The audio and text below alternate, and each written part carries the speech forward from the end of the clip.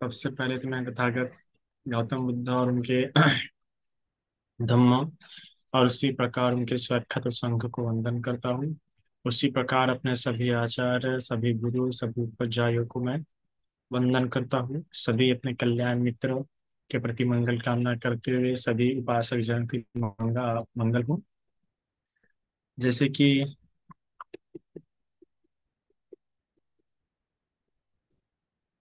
भगवान इस शिक्षा में, हमें इस भगवान बुद्ध के शासन में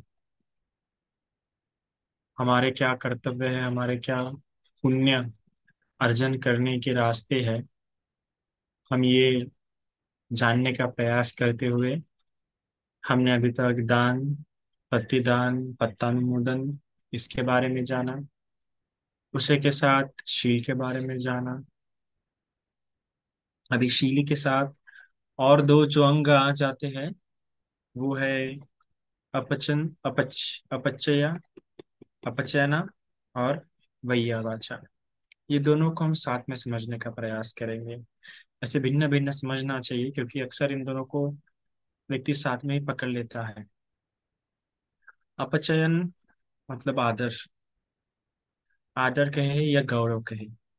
अपचयन मतलब वैया वाचा मतलब सेवा या व्यक्ति के जो कर्तव्य होते हैं एक सांसारिक रहते हुए या एक गृह त्यागी होते हुए, वो भिक्खु, भिक्खुनी या उपासक या सामने सामने ऋण बनता है। तो वो होते हुए कोई किरदार निभाते हुए उसके जो कर्तव्य होते दूसरे व्यक्ति के प्रति, तो वो होता है वैयावाचा। अपचय मतलब आदर होता है, गौरव होता है।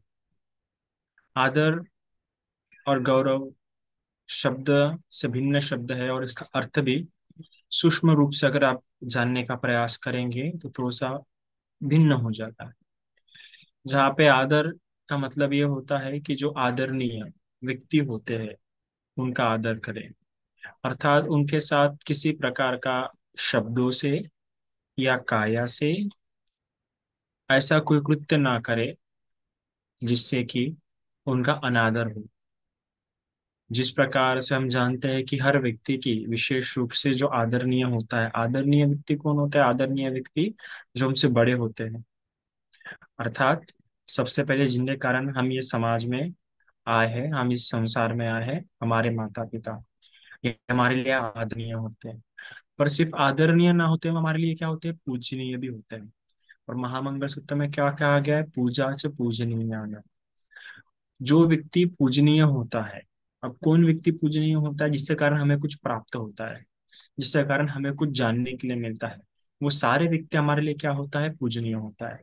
माता पिता, माता पिता से हमें संसार में आते हैं, हमें ये संसार देखने के लिए मिलता है, इसलिए माता पिता क्या है? पूजनीय। वो पूजा करने योग्य, अगर वो हमें देते ही नहीं जन्म तो हम ये सब कुछ देख नहीं पाते, हम जो भी कुछ अर्जन कर रहे हैं वो भी अर्जन नहीं कर पाते। इस अर्थ में वो क्या है? पूजनीय। पूजनीय से अर्थ अर्थ क्या होता है? क्योंकि पूजनीय का आजकल ज्यादातर अर्थ ये लगाते हैं कि अगरबत्ती और मोमबत्ती लगा देना मतलब क्या होता है? पूजनीय होता है, उसकी पूजा करना होता है। पर यह पूजनीय का अर्थ नहीं है बौद्ध साहित्य में। जो अपने कृत्यों से जचता है, जो अपने कृत्यों से इस जगत में या इस संसार में आदर को प्राप्त करता है, उस व्यक्ति पूजनीय, वह व्यक्ति वंदन करने योग्य है। मतलब जिसको आप वंदन कर सकते हैं, जिसके आगे आपने झुकना चाहिए, वह व्यक्ति पूजनीय है। और जब आप किसी के आगे झुकते हैं, इसका मतलब आप क्या कर रहे हैं? उसकी पूजा कर रहे हैं। झुकना मतलब कैसे? उसकी मंगल कामना की आशा रख रहे हैं। जब आप उसके आगे में झुक रहे हैं तो कहीं ना कहीं क्या कर रहे हैं? आप उसको अपने से ऊपर का स्थान दे रहे हैं। क्योंकि हम कहते हैं ना, उत्तम अंगेन वंदेह। हम जब वंदन करते हैं, कि बौद्ध संस्कृति में कैसा वंदन किया जाता है? बौद्ध संस्कृति में अपना सिर उसके चरणों पर रखा जाता है। उत्तम अंगे, अपने शरीर में सबसे उत्तम अंग क्या माना जाता है? माथा। तो जब ये माथा सामने वाले के चरण में रख रहे हैं, मतलब हमारे लिए वो व्यक्ति क्या है? पूजनीय है। और इस अर्थ में माता पिता, वो उनके चरणों में अपना सर रखना, इस प्रकार का कृत्य कृत्य करना मतलब अपना पूजा भाव उनके प्रति दिखाना। जिस प्रकार पूजा में हम किसी एक मूर्ति को एक स्थान पर रखते हुए रोज सुबह शाम अपना माथा उनके आगे टेकते हैं, तो ये क्या हम बताते हैं कि आप हमारे लिए पूजनीय हैं। हम जो व्यक्ति पूजनीय होता है उस व्यक्ति के प्रति हम ऐसा साहस भी नहीं कर सकते कि उसके प्रति कोई बुरा शब्द बोले, क्योंकि हमें क्या लगता है, डर लगता है। इसी प्रकार जो कोई पूजनीय व्यक्ति होता है उनके प्रति भी हमारा ऐसा ही भाव होना चाहिए। एक माता पिता, दूसरा गुरुजन, क्योंकि गुरुजन से हमें क्या मिलता है, ज्ञान मिलता है, शिक्षा मिलती है। यह शिक्षा और यह जो ज्ञान होता है, यह हमें क्या बनाता है, जिस प्रकार तलवार को अगर हम धार देते हैं तो तलवार क्या आती है, इस्तेमाल आती है, उस तलवार से हम खुद की भी रक्षा करते हैं और किसी और की भी रक्षा करने के सामर्थ्य होते हैं। उसी प्रकार गुरुजनों से हमें शिक्षा जो प्राप्त होती है उससे हम इस प्रकार से काबिल होते हैं कि हम खुद की भी रक्षा कर सके और किसी और की भी रक्षा कर सके। तो भी एक तरीके से हमारा क्या, ये जीवन दान ही है, क्योंकि सिर्फ जीवन देने से काम होता है क्या, जीवन तो मिल गया पर उसकी रक्षा नहीं कर पाएंगे हम, है ना, तो फिर वो जीवन हमारा लंबा चल पाएगा क्या, नहीं। इसलिए इस अर्थ में गुरुजन भी क्या होते हैं हमारे लिए, पूजा से पूजनीय और आदर करने योग्य होते हैं। फिर इसके अलावा जो हमारे घर में बड़ा होता है, हमसे बड़ा होता है, वो क्या होता है, हमारे लिए पूजनीय होता है। क्यों हमारे घर में जो हमसे बड़ा होता है वो पूजनीय होता है, क्योंकि वो बड़ा होने के नाते वो हमेशा हमारा ध्यान रखता है। वो अपना वो कर्तव्य समझता है हम पे ध्यान रखना।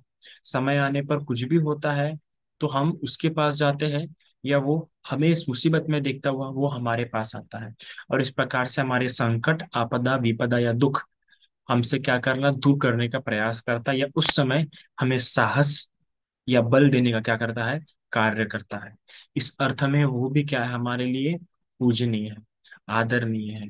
और महामंगल सूत्र के अनुसार हमारा ये क्या है, कर्तव्य है कि हम ऐसे व्यक्तियों से क्या रहे, हमेशा इनका आदर करें। इसके अलावा विशाखा को भी उपदेश देते हुए भगवान बुद्ध क्या बताते हैं, विशाखा को उपदेश देते हुए उसके पिता क्या बताते हैं, कि अपने घर के अग्नि की परिक्रमा करना और घर के देवताओं की पूजा करना। तो घर के देवता किसे कहा गया है, बड़े व्यक्तियों को, अर्थात कि उन लोगों को क्या कहा गया है, देवता कहा गया है। और देवता शब्द ये कैसे बना है, दो धातु से बना है, दान धातु से बना है। सही मायने में देव उसे ही कहना चाहिए जो हमें कुछ देता है, चाहे शिक्षा हो, ज्ञान हो, धन। अगर आप ऋग्वेद भी उठा के देखेंगे तो ऋग्वेद में भी देवता उन्हीं को कहा गया है जिनसे कुछ प्राप्त हुआ है। तो इसी अर्थ में तो जो हमारे घर के बड़े बुजुर्ग होते हैं, आदरणीय पुरुष होते हैं, वो क्या है, हमारे लिए देव है, पूजनीय है। इसलिए भी उनका हमने क्या करना चाहिए, आदर करना चाहिए।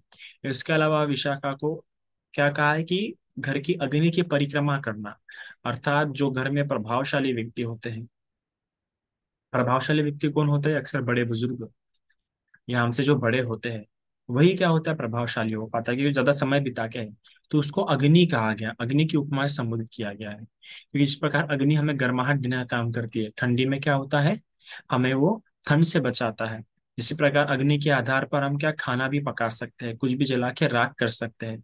तो उसी प्रकार से अगर अग्नि को हमने ठीक प्रकार से नहीं देखा, तो जो भी कुछ हमारे लिए प्रिय है वो सभी कुछ वो नष्ट कर सकती है। और अगर ठीक प्रकार से देखे, ये ठीक प्रकार से उसका ध्यान रखे, तो हमें वही क्या, हमारे भोजन पकाने के लिए हमें भोजन भी दे सकती है, वो हमारा भोजन भी पका सकती है, और हमें ठंडी में गर्माहट भी दे सकती है। उसी प्रकार घर में जो बड़ा बुजुर्ग होता है, जो आदरणीय व्यक्ति होता है, वो व्यक्ति क्या हो सकता है, हमें इसी प्रकार से वो ठंडी में ठंड से बचा सकता है, और समय आने पे हमारी भोजन की भी क्या कर सकता है, पूर्ति कर सकता है। और हमने ठीक प्रकार से उनका आदर नहीं किए तो वही सब कुछ हमारा जगह क्या कर सकता है, राग कर सकता है। तो इसीलिए उनका आदर करना चाहिए, क्योंकि वो आदर करने योग्य व्यक्ति है। अब एक गृहस्थ होते इन सब के प्रति उसने आदर रखना चाहिए। और एक गृहस्थ होते हुए ये तो उसका एक क्या होता है, पारिवारिक या फिर भौतिक संपदा में आ जाते हैं, क्योंकि न्याती को क्या कहा गया है, एक गृहस्थों की एक संपत्ति ही है, गृहस्थों की। पर ये एक उसकी भौतिक संपत्ति हुई, एक भौतिक धन हुआ। पर एक एक आध्यात्मिक व्यक्ति होते हुए निर्वाण के लिए प्रयास करने वाला व्यक्ति, निर्वाण उन्मुखी व्यक्ति के लिए क्या होता है, भौतिक संपत्ति से आध्यात्मिक संपत्ति भी क्या होती है, बहुत ही महत्वपूर्ण होती है। और उसकी आध्यात्मिक संपत्ति में क्या आता है, श्रद्धा संपत्ति, वीर्य संपत्ति, है ना, सती संपत्ति। ये जो है, इन इन बातों का ध्यान रखना ही क्या है उसकी आध्यात्मिक संपत्ति, और इसको कैसे बढ़ाया जाए इसका विचार करना ही क्या है उसकी आध्यात्मिक संपत्ति है। अभी श्रद्धा, वीर्य और सती, ये तीन बातें बढ़ाने के लिए और आसान रूप से, सरल रूप से बढ़ाने के लिए क्या होता है, वैयावाचा और अपचयन उसकी बहुत सहायता कर सकता है। अभी श्रद्धा, श्रद्धा कैसे बढ़ी जाती है, श्रद्धा जब बढ़ी जाती है जब जो पूजनीय व्यक्ति है उनके प्रति जब वो क्या कर रहा है, अपना आदर और गौरव प्रकट कर रहा है। आदर प्र, अगर वो सिर्फ आदर प्रकट कर रहा है तो उसकी श्रद्धा कैसी रहेंगी, एक सीमा तक ही रहेंगी, अर्थात श्रद्धा बढ़ेंगे नहीं। पर गौरव के साथ आदर प्रकट कर रहा है तो क्या होंगे, उसकी श्रद्धा और बढ़ती हुई जाएंगी। इसलिए जो जिसके प्रति उसकी श्रद्धा है, अब बुद्ध शासन में किन लोगों के प्रति श्रद्धा रखी जाती है, बुद्ध शासन में सबसे पहला श्रद्धा स्थान होता है बुद्ध। देखा जाएगा तो 10 लोग होते हैं जो श्रद्धा के स्थान होते हैं, तथागत गौतम बुद्ध, पच्चीक बुद्ध, अरहंत, फल प्राप्त, अरहंत मार्ग प्राप्त, अनागामी, सोतापति। इस प्रकार से ये 8 व्यक्ति और एक तथागत और एक पच्चीक बुद्ध, ये 10 प्रकार के जो व्यक्ति होते हैं, श्रद्धा, इनके आदर करने और इनका गौरव करने और दान देने योग्य होता है व्यक्ति। और इनके प्रति इस प्रकार का कृत्य करते हुए ही व्यक्ति क्या होता है, अपना आदर प्रकट करता है। कई बार मैंने देखा है कि मैं परित्राण में जाता हूँ तो परित्राण में जाते हुए जो युवा पीढ़ी होती है, वो युवा पीढ़ी जिस प्रकार झुक के नहीं होता है, जिसको नीचे बैठ के नहीं होता है, वो तुरंत इस प्रकार का स्टेटमेंट दे देते हैं, इस प्रकार का वाक्य कह देते हैं कि बनते, मन में श्रद्धा होंगी तो सब चलता है। मन में श्रद्धा होंगी ठीक है, पर ये मन का कर्म हो गया। अगर आप काया से कर्म नहीं कर रहे, वाणी से कर्म नहीं कर रहे, तो आपका वैया वाचा, अपचयन, ये कर्म घटित नहीं हो रहा है। अपचयन वैया वाचा ये काया द्वारा करने और वाणी द्वारा करने योग्य कर्म है ना, आपका सिर्फ मनोकर्म हो रहा है। इसलिए ना आपका शीलंग भावित होगा। और शीलंग के अंदर क्योंकि अपचन वैया वाचा आ रहा है, तो ये भी है जो आपके कृत्य करने हैं, पुण्य क्रिया वस्तु, ये ऐसे वस्तु है जो पुण्य अर्जन करते हैं। तो आप अगर मन में श्रद्धा रख रहे हैं और मन से ही वंदन करो तो समाधि का हिस्सा हो गया। पर समाधि कैसे, तो शील के बाद आता है। तो पहले जब शील का अंग ही पुराने होंगे, समाधि के अंग में आप कैसे प्रवेश करेंगे, आपका समाधि कैसे स्ट्रांग होगा, आपका अविक्षेप स्थिति कैसे आप प्राप्त कर पाएंगे। तो इसलिए श्रद्धा को काया और वाणी से प्रकट करना भी आवश्यक है।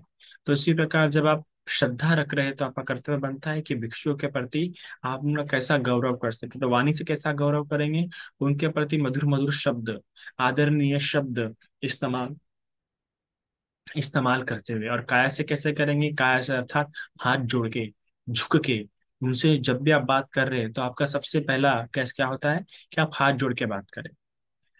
हाथ जोड़ के बात करने की आदत आपको होनी ही चाहिए। अगर आप थाईलैंड में अगर आप आते हैं और आप थाईलैंड में देखते हैं तो यहाँ पे ऐसा कोई व्यक्ति नहीं होगा, अगर वो भिक्षु से बात कर रहा है तो वो हाथ जोड़ के ही बात करता है। कुछ भी उससे बात करनी होगी, बिना हाथ जोड़े वो बात नहीं करता है। अगर वो बात करना शुरू करेगा तो हाथ जोड़ के ही बात करता है। इसके अलावा अगर भिक्षु सामने से गुजर रहा है और वो भी उधर से ही सामने से गुजर रहा है अपोजिट डायरेक्शन में, तो वो झुक जाता है ना। अब उसके मन में तो श्रद्धा है पर फिर भी क्यों दिखा रहा है, क्योंकि कृत्य से जब दिखाता है तो बाकी लोग भी देखते हैं, वो भी देखता है। भिक्खु भी देखते हैं तो भिक्खु के प्रति भी उसके प्रति क्या जागता है, अरे श्रद्धा जागती है, उसके प्रति अच्छा मनस्कार जागता है उपासक के प्रति, है ना। तो इस प्रकार जब आप भिक्षु के सामने से गुजरे तो आपका कर्तव्य बनता है कि आप कम से कम थोड़ी पीठ झुका दे, है ना, अपना थोड़ा सा झुकाव दिखाए। तो ये क्या हो गया, काया से हो गया। तो इस प्रकार अपना आदर वो दिखाता है भिक्षु के प्रति। तो ये भिक्षु के प्रति उसका समय समय पे क्या होगा, वो ऐसा आदर दिखाते हुए अपना जो पुण्य क्रिया वस्तु है क्या करेगा, वो पूरा करेगा। तो इस प्रकार से यह आदरणीय भिक्षु होता है, उसके लिए सामने होता है, भिक्षुनी होती है, इनके प्रति कैसे आदर दिखाया जाए, यह सभी बातों का ध्यान रखना चाहिए। अभी आदर और गौरव किन बातों में दिखा सकता है, अगर सभी के प्रति देखेंगे तो सबसे पहले अगर भिक्खु उसके घर में आता है तो क्या करेंगे, वो अपने आसन से उठेंगे, उनको लेने के लिए वो दरवाजे पर आएंगे, है ना। या फिर अगर उनको निमंत्रित करता है तो किसी को भेजेगा लेने के लिए, ऐसा नहीं कि आप आ जाओ। चलो अगर वो नहीं जा सकता, बहुत दूर है, तो क्या करेगा, उनके आने की व्यवस्था करेंगे। यह बात बहुत ध्यान देनी योग्य है, क्योंकि उपासक देखते हैं कि बंटी जी आप आ जाइएगा। अरे, ये तो इस प्रकार आप तो मतलब आप अपना काम है इसलिए बुला रहे हैं, आप तो हुक्म दे रहे हैं, ऐसी बात नहीं। आप उनके आने की पूरी व्यवस्था करेंगे। अगर आपको आने की व्यवस्था, अगर उनके आने की व्यवस्था करने की मन नहीं कर रहा है, तो इसका मतलब आप में आदर भाव और गौरव भाव जो है प्रतिष्ठित होने का है। आप सिर्फ अपने काम के लिए बुला रहे हैं, आपको कुछ काम है इसलिए, अर्थात ये बिजनेस सामान हो गया। एक तरफ से लो, दूसरी तरफ से लो। आपका पूरा व्यवस्था करना, आपका ये गौरव और आदर करने का क्या होता है, भाव होता है। तो जब आप भिक्षु को बुला रहे हैं तो आप उनकी पूरी व्यवस्था करेंगे। हम देखते हैं सारी जातक कथाओं में, जातक कथाओं में, धम्मपद कथाओं में, कि जब भी किसी उपासक के घर में भोजन तैयार होता है, अगर किसी उपासक ने भिक्षु या भिक्षु संघ को या बुद्ध को भोजन के लिए बुलाया है और उसके घर में भोजन की तैयारी हो गई है, तो अपने किसी नौकर को या किसी सेवक को भेजेगा या खुद जाएंगा और भगवान को बोलेगा कि भगवान, भोजन की व्यवस्था हो गई है, भोजन तैयार हो गया, जैसा आप ठीक समझे। अब यहाँ पे वो क्या बोलता है, जैसा आप ठीक समझे। भिक्षु को ऑर्डर नहीं देता कि चलिए बनते, जैसा आप ठीक समझे बनते, भोजन की तैयारी हो चुका है। अर्थात कि भिक्षु के समय के अनुकूल ही वो अपने आप को रखना पसंद करता है। ऐसा नहीं कि बंदे जल्दी से जल्दी चलिए, मेहमान आ चुके हैं, ये आ चुके हैं, वो आ चुके हैं। मतलब जब इस प्रकार से कोई व्यक्ति कह रहा है कि बंदे मेहमान आ चुके हैं, ये आ चुके हैं, वो आ चुके हैं, तो इसका मतलब ज्यादा फिक्र उसे किससे है, मेहमानों की, कि मेहमान नाराज ना हो जाए। ज्यादा आदर भाव किसके प्रति है, उसको मेहमानों के प्रति, दूसरों के प्रति, भिक्षु के प्रति नहीं है ना। और इससे पता, इससे क्या कर रहे हैं, इससे हम समाज में भी हम बता रहे हैं कि बाबा आप लोग ज्यादा है, भिक्षु तो क्या, भिक्षु अपने काम किया, अपन बुलाएंगे जाएंगे, ऐसी हम स्थिति बना रहे हैं। तो समाज में खुद हो के हम भिक्षु के प्रति स्थिति बना रहे हैं। हमने आपने आने वाले मेहमानों के मस्तिष्क में भी हमारे मन में एक बात पूरी बैठ जानी चाहिए कि देखो भिक्षु आदरणीय है, ताकि वो भी समय निकाल के आए। और हम स्थिति ऐसे बना रहे हैं, हम व्यवस्था ही ऐसे बना रहे हैं कि नहीं, भिक्षु उपासना ज्यादा इंपॉर्टेंट देख रहे हैं। मैं कई बार कई परितानों में गया नागपुर में होते हुए, तो जब मैं ना परितान में बैठा रहता हूँ और परितान में बैठे रहने के बाद जब कोई उनका मेहमान आता है या जब कोई दूसरा व्यक्ति अड़ोस पड़ोस का व्यक्ति आता है या उनका कोई मेहमान आता है, मैं आगे में बैठा हूँ और वो इंसान जय भीम बोलता है, पर जय भीम किसको, वो घर के मालक को बोलेंगे, अरे जय भीम साहब कशा तुम्ही, जय भीम सर, है ना, नमस्ते वगैरह वगैरह सबको बोलेगा। पर भंते जो यहाँ बैठा है, भंजू कुछ भी नहीं बोलेगा, वो सिंपल सा वंदना भी नहीं बोलेंगे, उनको तक जे भी नहीं बोले। वो इंसान वहां बैठा है जो आदरणीय पुरुष है, जो गौरव करनीय पुरुष है, जो वंदन करनीय पुरुष है, उसको आप कुछ भी नहीं बोल रहे, उसको देख और बस। ऐसे कई बार कई सारे परितान में, और कई हर मतलब मोस्ट ऑफ परितान में कुछ लोग आए जिनको मतलब कुछ भी रिस्पॉन्स देते भंते जी को, अर्थात इतना भी ज्ञान नहीं है। यहाँ तक कि हम शादी में भी जाते हैं, तो शादी में भी जाने पर हम सुनते हैं कि भंती जल्दी जल्दी जल्दी जल्दी कर लीजिएगा, बैठ के नहीं होता, या फिर लोग इंतजार कर रहे हैं, बहुत देर हो गया। अर्थात कि वो मंडप के बाहर वो आधा एक घंटा नाचने को दे सकता है, पर वो उस वैवाहिक जो कृत्य है, जो आध्यात्मिक कृत्य है, उसको नहीं दे सकता। मैं आपको बता दें कि थाईलैंड में अगर आप विवाह पद्धति को देखेंगे तो इतनी प्यारी है कि क्या बताएं। अलग से जो जो जब भिक्षु को बुलाया जाता है ना, तो जब भिक्षु चलो हो गया, परितान हो गया, विवाह का परितान। अब तो नागपुर में तो अलग ही प्रचार चल रहा है कि भिक्षु ने शादी नहीं लगाना चाहिए, ये नहीं लगाना चाहिए, वो नहीं लगाना चाहिए, इतना अलग अलग ट्रेंड है। मतलब भिक्षु को कैसे कंट्रोल में रख सकते हैं, इस बात का प्रयास ज्यादातर होता है भारत में। कुछ कुछ लोग तो इतने धुरंधर होते हैं कि भिक्षुओं ने पात्र में ही खाना चाहिए। अब इस प्रकार से ऑर्डर देते हैं। अब मैं थाईलैंड में हूँ, मैं थाईलैंड में कभी देखा ही नहीं भिक्षु को पात्र में खाते हुए। इतने लंबे समय से वो पात्र लेके जाएंगे पर आखिर में थाली में ही खाते हैं। तो ये अलग अलग ट्रेंड पता नहीं कहाँ से समझ ना लेते हैं। और भिक्षु की विवाह नहीं लगाना चाहिए। अब थाईलैंड में जितने भी परित्राण है वो सारे के सारे भिक्षु, जितने भी विवाह है वो सारे के सारे भिक्षु लगाते हैं। और जब विवाह लगा के हो जाता है तो वो उपासक जिनका विवाह लगाते हैं, जिनका विवाह हम लगा रहे थे, वो उठते हैं और दरवाजे पे कर रहे थे जहां से हम जाने वाले होते हैं। मतलब होने के बाद जहां से जिस रास्ते से हम बाहर निकलने वाले होते हैं, उस रास्ते पे बाहर वो लोग खड़े रहते हैं हाथ जोड़ के, और हर एक भिक्षु को जाते हुए झुक के ऐसा खड़े खड़े वंदन करते हैं, और उनके जाने के बाद फिर वापस अपने आसन में जाके बैठते हैं। आप देखिए, आज किसी एक तो भी इंडिया में किसी एक तो विवाह में ऐसा हुआ होगा क्या कि शादी लगाने के बाद वो उठा हुआ वहां से और उस दरवाजे पे जाके खड़ा हुआ जहां से हम निकलते होंगे? बिल्कुल भी नहीं। ये स्थिति है। तो आदर और गौरव कैसे क्या जाता है, आप देखिए इन छोटी छोटी बातों से दिखता है। हम किन बातों को इंपॉर्टेंस दे रहे हैं, इन बातों से हमारा आदर और गौरव का भाव दिखता है कि हमने कितना बढ़ाया, हमने श्रद्धा कितनी बढ़ाई है।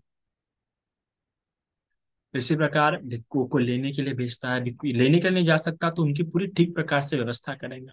जब भिक्खु द्वार पे आते हैं, तुरंत द्वार पे आ जाता है, उनको द्वार पे लेने के लिए आ जाता है। और जहाँ पे उनका आसन रहता है वहां तक उनको लेता है, और वहां पे उनको आसन पे पहले उनको बिठाता है। उनको बिठाने के बाद उनको वंदन करता है सबसे पहले। वंदन में उनको पानी देता है, ये सारे कृत्य पहले करता है, सारे काम छोड़ के, दूसरे कामों को महत्व नहीं देते हुए पहले ये काम देता है, ये काम करता है।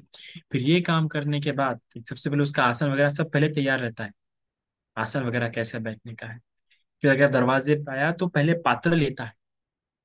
हम देखते हैं कि भिक्षु दरवाजे पे आ गया, भिक्षु के हाथ में सामान है, पर कोई उपासक कुछ नहीं ले रहा, सिर्फ खड़ा है या फिर अंदर में बैठा हुआ है। पर हम जब यहाँ पे थाईलैंड में देखते हैं तो मैं ऐसा नहीं बोल रहा कि थाईलैंड बहुत अच्छा है, पर देखिए सीखने लायक है। जिसमें जो अच्छी बात है वो हमें सीखनी चाहिए। देखिए, हम जब किसी परिधान में जाते हैं यहाँ पे स्पेशली थाईलैंड में, तो किसी परिधान में जाते बराबर जैसे हम कार से उतरते हैं, तो भले ही वहां पे मेहमान ही क्यों ना हो, वो व्यक्ति जो परिधान अटेंड करना है, कोई मेहमान ही क्यों ना हो, वो मेहमान भी बराबर भंते को देखता है। और भंते अगर भंते के हाथ में कुछ भी सामान है, स्पेशली पादा तो हमारा पे रहता ही है क्योंकि वो लोग भोजन को तो बुलाते ही है, तो हम तुरंत हमारे पास आ जाएगा और हमारा पात्र हमसे ले लेगा। मतलब लेंगा नहीं, मतलब ऐसा ऐसा हाथ दिखाएगा कि भंते हमारे हाथ में पात्र दीजिए, देखो। तो भिक्षु अपना पात्र उनके हाथ में निकाल के दे देता है। और मतलब वो मेहमान भी क्यों ना, वहां पे उस घर का मालिक भी सिर्फ मेहमान ही क्यों ना, परिवार अटेंड करने ही क्यों ना है, वो समझ वो करता है। और यहाँ पे तो मालक भी चुपचाप बस खड़े रहते हैं। भिक्षु अपना ही पात्र पकड़ता है ना। फिर भिक्षु अगर जो चप्पल जहाँ पे निकल कर रख रहा है वो चप्पल वहां से उठा के वो बाजू में रखे, ताकि जब भिक्षु वापस आए तो तुरंत उसको चप्पल ढूंढने में तकलीफ ना जाए। फिर जब भिक्षु वापस अपने विहार जा रहा है तो बराबर वो चप्पल क्या करेगा, भिक्षुओं के पैरों के आगे रखेंगे। बताइए आप सब लोग करते हैं ऐसा? हम्म। आप सभी लोगों ने ऐसा करना चाहिए। इतनी सती बताओ, इन सबसे कितना स्ट्रांग है, श्रद्धा स्ट्रांग होगी, वीर्य स्ट्रांग होगा, सती स्ट्रांग होगी। उसे पता रहेगा अरे भिक्षु बाहर आ रहे हैं, तुरंत पहले बाहर आ जाएगा और चप्पल बराबर निकाल के क्या हो जाएगा। हम जब पैतान जाते तो हम लोग वहाँ पे चप्पल ढूंढते रहते हैं आते वक्त कि चप्पल कहाँ पे गई, चप्पल कहाँ पे गई। कैसा लगता है हमें, बड़ा बेकार लगता है। क्योंकि भिक्षु एक ऐसा जीवन है कि उसको चप्पल के प्रति ज्यादा इंपॉर्टेंस नहीं देता है। चप्पल गई तो गई, पर हम जब वहाँ पे चप्पल लगता है कि अरे यार एक सिंपल चप्पल हमें देखनी पड़ रही है, ढूंढनी पड़ रही है, उस चप्पल के प्रति हमें व्याकुल होना पड़ रहा है कि चप्पल कहाँ गई, चप्पल कहाँ गई।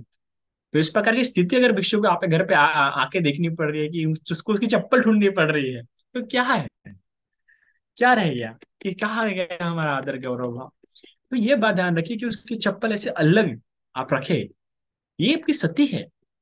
ये आपका माइंडफुलनेस है, छोटे छोटे कृत्य में सती आती है। शीलो की स्थिति तो बाद बाद में रही, पर ये जो आदर की जो सती है, वही अगर स्ट्रांग नहीं हो रही है तो कैसे होगा। ये छोटे छोटे बातें बड़ा इंपॉर्टेंस स्थान रखती है। तो इस प्रकार से फिर वो पात्र लेते हैं, शामिल होंगे तो बराबर ऐसे पूरी बैठने की व्यवस्था करते हैं। तो ये सारे क्या हो गए उसके आदर के, आदर के क्या हो गए उसके कृत्य हो गए। ये सारी कथाओं में हमें देखने के लिए मिलता है।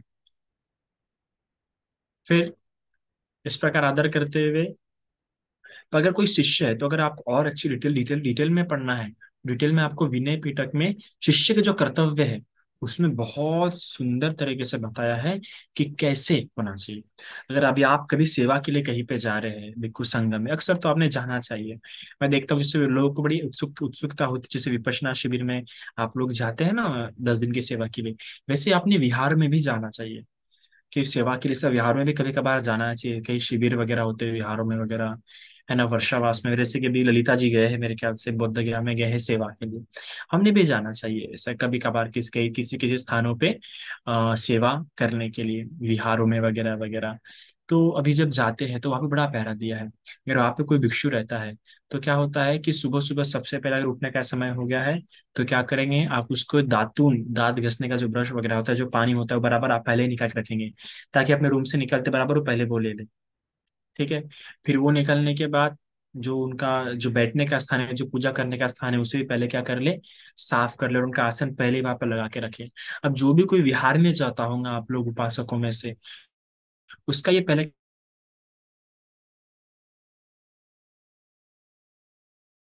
पोछा लगा ले। झाड़ू पोछा लगाने के बाद भिक्खु जहाँ पे बैठता है उसका आसन लगा दे। बहुत ही कम विहारों में ऐसा होता है, बहुत ही कम विहारों में मैं देखता हूँ ना।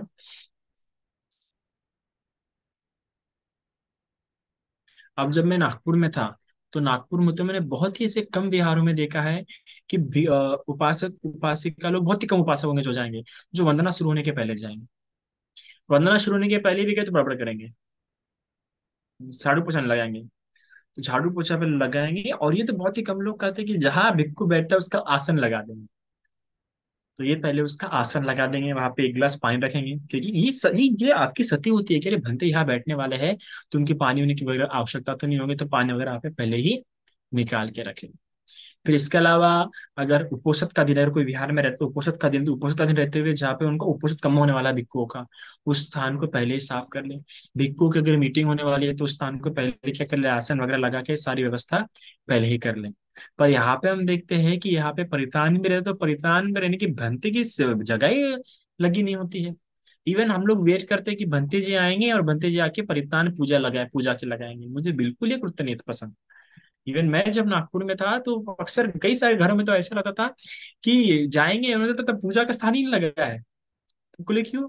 हाँ, भंती थे ना, भंती चलाओ। तो इतने ये दरअसल पता है उनकी आलस्य की निशानी है कि आपके घर की पूजा भंते जी लगाएंगे।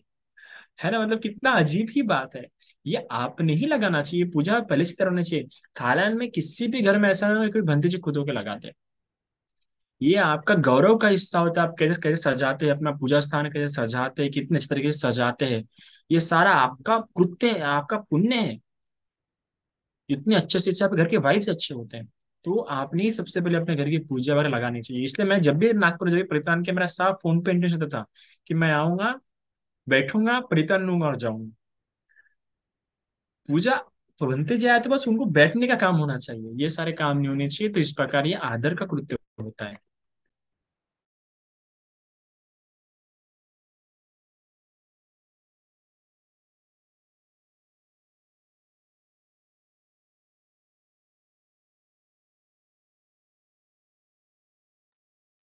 तो इस प्रकार से आदर, समझ गए आप कैसे आदर किया जाता है, कैसे किया जाता है। पात्र धोना भिक्षुओं का, ये भी उसमें ही बात आ जाती है ना, कि आपको पात्र धोने का अवसर मिलेगा। आप देखिए बांग्लादेश वगैरह में हम शामिल वगैरह कैसे, पता है, ऐसे वैसे बड़े बड़े बंदे ऐसे बहुत परेशान आते थे कि भाई किसको किसका पात्र मिलेगा धोने के लिए। तो वो पात्र धोना वगैरह वगैरह, ये सारा कृत्य क्या आ जाता है, सेवा में और गौरव में आ जाता है। और पचन और वैया वाचा, हम देखिए पर एक भिक्खु जब बीमार हो गया था भगवान के समय में, तो भगवान खुद गए, किस प्रकार उसका चीवर धोया, किस प्रकार उसे नहला के दिया। अब यहाँ पे ये सारे कृत्य करते हुए एक उपासक ने यह बात भी पूरा पूरा ध्यान में रखना चाहिए कि वो स्त्री है या पुरुष है, उसने वो सीमा जाननी चाहिए। अक्सर देखते हैं कि हम क्या होता है कि कई जगहों पे क्या हो जाता है कि हम देखते हैं ना कि ये धर्म गुरु और उपासक के बीच में दुष्कृत्य जो होते हैं, जो लैंगिक संबंध जो बनते हैं, वो किस कारण से बनते हैं? वो इसी कारण से बनते हैं कि उपासक उपासिका अपनी सीमा नहीं जानती। जब एक उपासिका हो रही है, तो एक उपासिका जब किसी भिक्षु के साथ व्यवहार कर रही है, तो उस उपासिका को पूरा पूरा ध्यान होना चाहिए कि किसी तरीके से भी क्या हो जाए, मेरा स्पर्श ना हो भिक्षु को, उपासिका का, अगर भिक्षु के साथ व्यवहार कर रहे हैं तो। और हमेशा एक डिस्टेंस बना रहे, इस बात का ध्यान रखिए उपासिका। अब ये कोई भेदभाव नहीं है, ये सिर्फ उपासिका के लिए नहीं, उपासक के लिए भी है। अगर कोई उपासक पुरुष किसी भिक्षुणी के साथ व्यवहार कर रहा है, उसका भी इस बात पे ध्यान रहे कि किसी प्रकार से उस उपासक पुरुष का भिक्षुणी को किसी भी तरीके का कोई स्पर्श ना हो। इतना दूरी मेंटेन रखिए।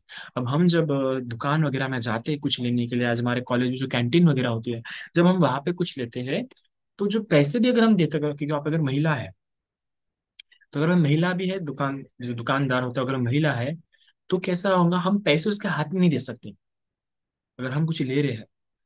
अगर वो महिला है, हम पुरुष हैं, हम पुरुष भिक्षु है और वो महिला है, तो हम पैसे उसके हाथ में नहीं दे सकते, हम टेबल पे रखेंगे, फिर वो टेबल से उठाएंगे।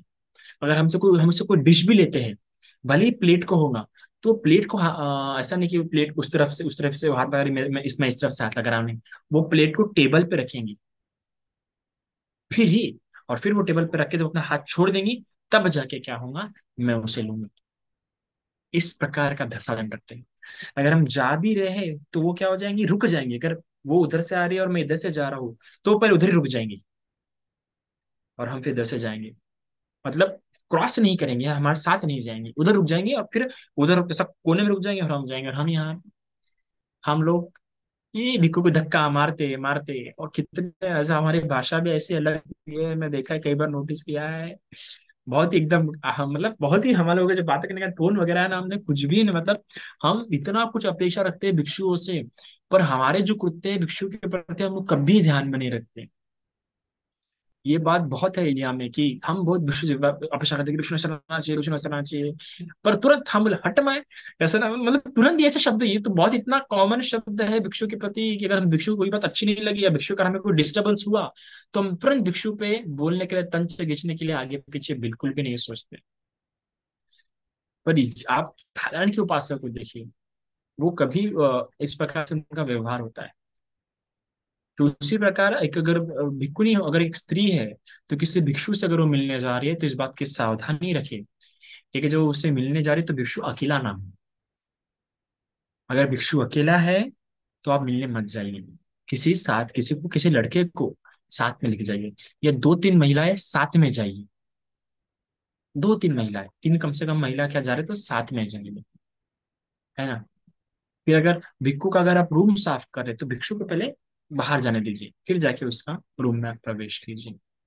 भिक्षु से मिलने जा रहे तो पहले दूर ही नहीं, उनके दरवाजे के बाहर रहते हुए आवाज दीजिए, बंटी जी हम आए क्या, ताकि भिक्षु कैसे बैठा होता है, कैसे भी होता है, तो वो अपने आप को पहले संवार ले।